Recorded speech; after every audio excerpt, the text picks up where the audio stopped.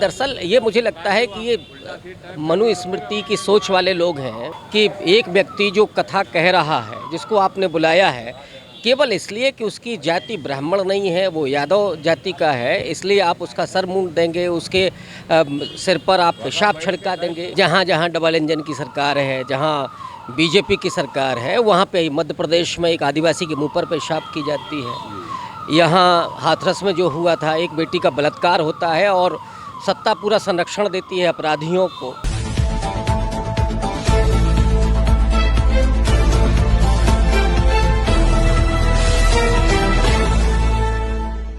दोस्तों नमस्कार, आप देख रहे हैं भारत दैनिक दर्शन।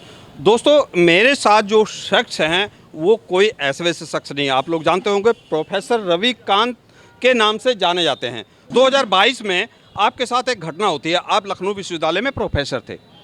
आपके साथ घटना ये होती है कि आप समाज को जगाने की बात करते हैं, संविधान की बात करते हैं, और आपके साथ एक ऐसी घटना होती है, आपसे ही जानने की कोशिश करते हैं कौन सी घटना होती है कि उस घटना के तहत भारतीय जनता पार्टी क्या चाह रही है और आपको अपनी नौकरी गंवानी पड़ती है। जी, सबसे पहले तो मैं आपसे ही आपका परिचय जानना चाहूँगा। देखिए, मैं लखनऊ यूनिवर्सिटी में एसोसिएट प्रोफेसर हूँ। मेरा नाम रवि कांत है। 2022 में मई की ये घटना है जिसका आप जिक्र कर रहे हैं। मुझे बहुत सारे टीवी चैनल्स बुलाते हैं संविधान और लोकतंत्र पर बात करने के लिए, दलितों पिछड़ों की आवाज़ रखने के लिए। ऐसी ही एक टेलीविज़न डिबेट थी जिसमें मैंने काशी विश्वनाथ मंदिर वाले जो टिप्पणी थी वो मैंने एक किताब को कोट किया था, पट्टाभी सीताराम मैया की किताब को। और ये संवैधानिक अधिकार है कि आप किसी भी किताब को, अगर वो प्रतिबंधित नहीं है तो आप कोट कर सकते हैं।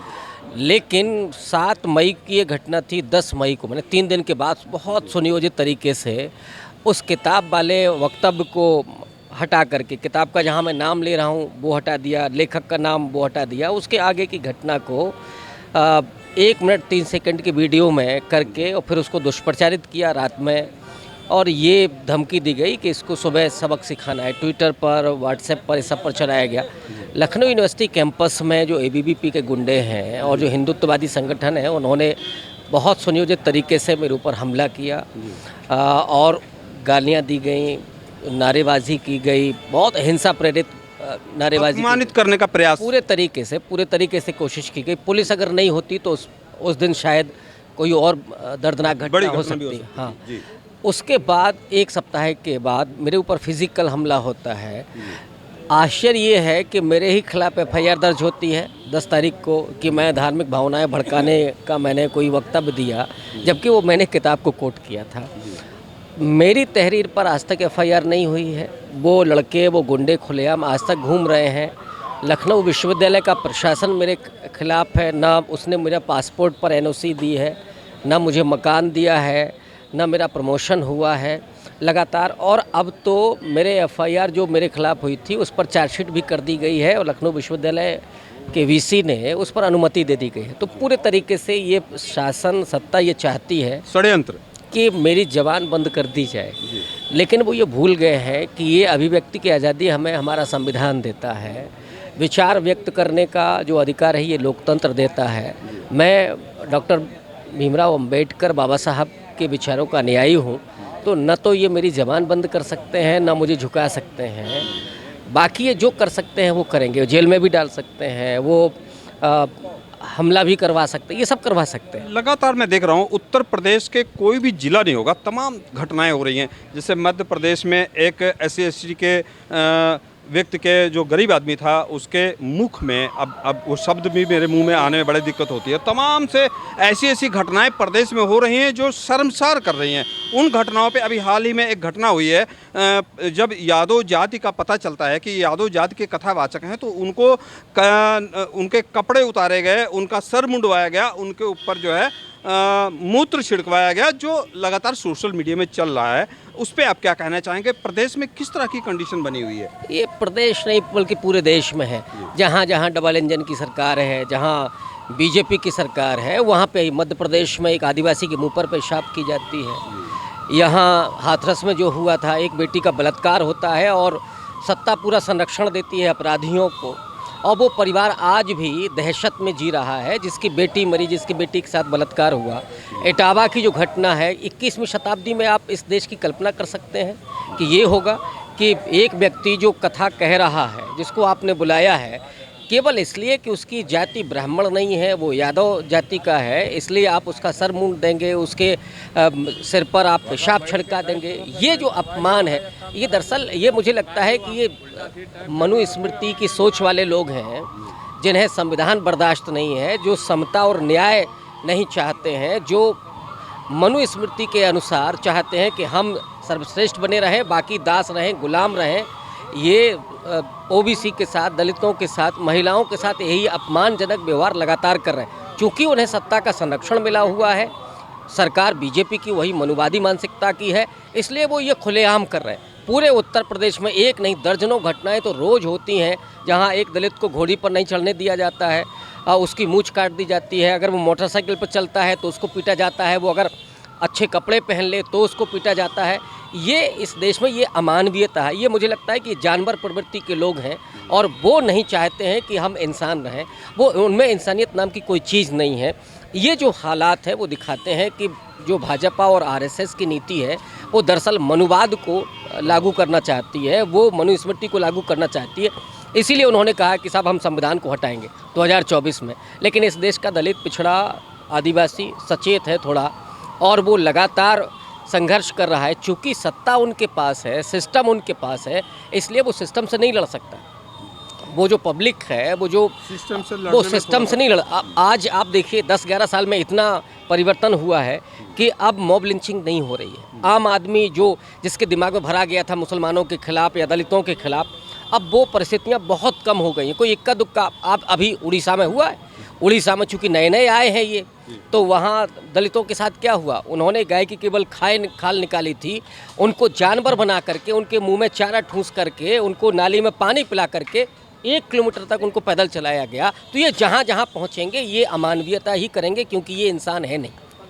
2027 में मान लीजिए आपकी प्रदेश में दोबारा सरकार नहीं आती तो क्या कंडीशन, क्या वाकई मनुस्मृति लागू हो जाएगी देश में? देखिए, मुझे नहीं लगता कि 27 में चेंज नहीं होगा। लड़ाई जो राजनीतिक दलों की है वो सिस्टम के साथ है। चुनाव को लूटा जा रहा है, चुनाव जीत नहीं रही है। बीजेपी अब कोई चुनाव नहीं जीत रही है, बीजेपी सिर्फ चुनाव को लूट रही है। चुनाव आयोग के जरिए, चुनाव आयोग पर आपने देखे किस तरह के आरोप हैं, और चुनाव आयोग क्या कह रहा है कि साहब जो भी हमारे पास फुटेज होंगे हम 45 दिन रखेंगे। माने आप प्रमाण को पहले ही ख़त्म कर देंगे। क्यों कर देंगे भाई? आप इसका मतलब है कि आपके मन में कोई खोट है। तो चुनाव, इससे पहले जो है प्रमाण खत्म कर दिए जाते थे, अब उन्होंने आश्वासन दिया कि 45 दिन तक नहीं, पहले 1 साल का प्रावधान था।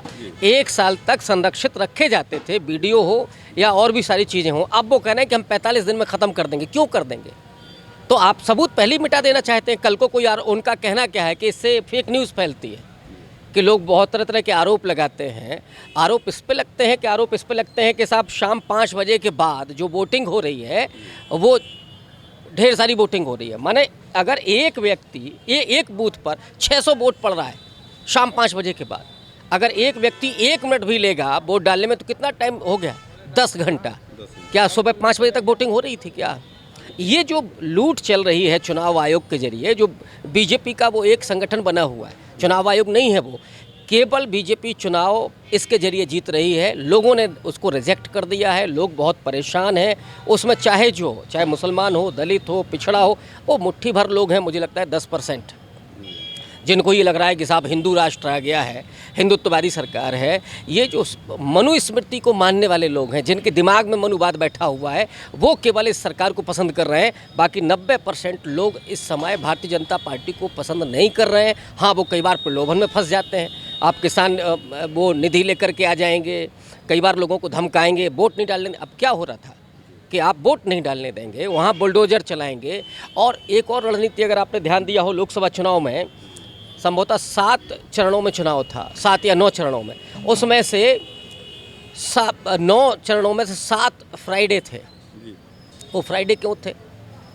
फ्राइडे इसलिए थे कि उस दिन मुसलमान नमाज पढ़ेगा और वो जब निकलेगा वोट डालने के लिए तो कैमरे सारे उधर लगे होंगे कि देख लिए ये मुसलमान वोट करने के लिए जा रहा है, तो सारे हिंदुओं को आप पोलराइज। इतना बेवकूफ़ समझते हैं क्या? चुनाव बहुत आयोग बड़ी जिस बात जिस तरीके से खेल कर रहा है, मुझे लगता है कि इस पर जो राजनीतिक दल हैं उन्हें ध्यान देना चाहिए कि ये जो मुसलमानों के खिलाफ आप जो नफरत पैदा कर रहे हैं उस समय भी, और ये हुआ, मैं अवध की बात कर रहा हूँ। जी इसी बाराबंकी में एक गांव था ठाकुरों का जो वोट करने नहीं जा रहा था, और मैं प्रमाण के साथ बात कर रहा हूँ। जब उन्होंने खुद कहा कि जब हमने देखा कि जो दूसरा गांव मुसलमानों का था, जब वो वोट डालने के लिए निकले तो फिर हम लोग भी निकले। मैं ये ज़रूर अपील करूंगा अल्पसंख्यक समाज से कि भले ही वो जुमे का दिन हो, उस दिन टोपी ना पहने, क्योंकि लोकतंत्र बचाना है तो ये थोड़ी देर के लिए छोड़ दें, क्योंकि इनको मौका ना मिले। क्योंकि देखिए इसमें मीडिया की भूमिका होती है, वो लगातार कैमरे दिखाते हैं कि ये हो रहा है। तो इसके बचने के लिए ये भी ज़रूरी है कि आप भी प्रिकॉशन लें, है ना। तो इस तरह से ये केवल लूट रहे हैं। कितना वोटर लिस्ट में कितने वोट काटे गए? हर विधानसभा में कम से कम 5,000 और मैक्सिमम 10 से 15,000 वोट काटे गए। कौन? माइनॉरिटी, ओबीसी, आगे यादव है तो काट दीजिए साहब, दलित में जाटव है तो उसका वोट काट दीजिए, क्योंकि ये हमको मिलेगा नहीं। लेकिन अति पिछड़ा समाज और जो नॉन जाटव, अगर हम यूपी की बात करें, वो जो भारतीय जनता पार्टी को वोट कर रहा था, इन 7-8 साल में, 10 साल में इतनी बुरी तरीके से मारा गया है। पिछले 1 साल में अति पिछड़ा समाज की 1000 से ज़्यादा उत्पीड़न की घटनाएं हुई हैं, जिसमें हत्याएं भी हैं। और जो उत्पीड़क हैं वो इत्तेफाक से योगी जी के जाति से आते हैं और उनको पूरा सत्ता का संरक्षण मिलता है। ये क्या कहता है? एक आप कहते थे साहब यादवों की सरकार चल रही है, ये तो खुलेआम ठाकुरों की सरकार चल रही है। ठाकुरों की गुंडाई सरेआम, पूरी गुंडाई चल रही है। इसमें अति पिछड़ा समाज, चाहे पाल हो, नाई हो, तेली हो, ये सारे मारे जा रहे हैं। वो कहा जा रहा है कि साहब आप भागवत कथा बाँच नहीं सकते हैं, तुम्हारा काम है भैंस को चारा खिलाना, भैंस चराना और दूध निकालना, ये तुम्हारा काम है। ये काम नहीं है कि तुम भागवत कथा बाँच सको। ये उनको शायद ये गलतफहमी हो गई है कि लोकतंत्र है। मनुस्मृति में था कि संपत्ति का अधिकार नहीं होगा, शिक्षा का अधिकार नहीं होगा। ये डर किस बात से रहे?